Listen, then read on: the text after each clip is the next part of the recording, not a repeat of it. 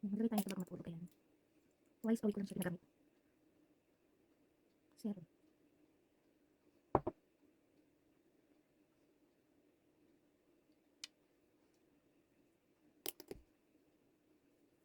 Nakapag-winter na ako kasi dito sa amin.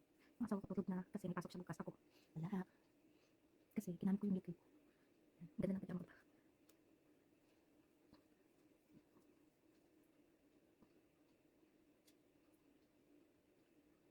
Ilang araw din ako nasa meet na wala akong pasok ng simula bukas. Ano ba bukas?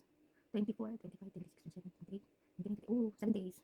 Yan, sana naman akong gawain dito sa bahay. Sabi na pakaling ang ano na. Ang tubig na ng bahay namin. Mahirap talaga pagka may trabaho. Hindi na kaya ng pawis ko.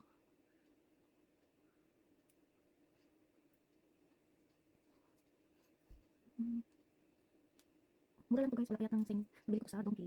Ayan, dito yan. Sarap sa mga ilaw. May 80 yata or ano. Twice a week ko lang siya ginagamit. Tapos pinabukasan. Banawan niya na. Bawal daw po iyan. So, siyempre ganun talaga pagka tumatanda na. Kailangan natin alagaan natin mga fresh luck. Hawakan ng ganyan. Sabi nila 10 seconds yata yun. Yung araw-araw set mo siya.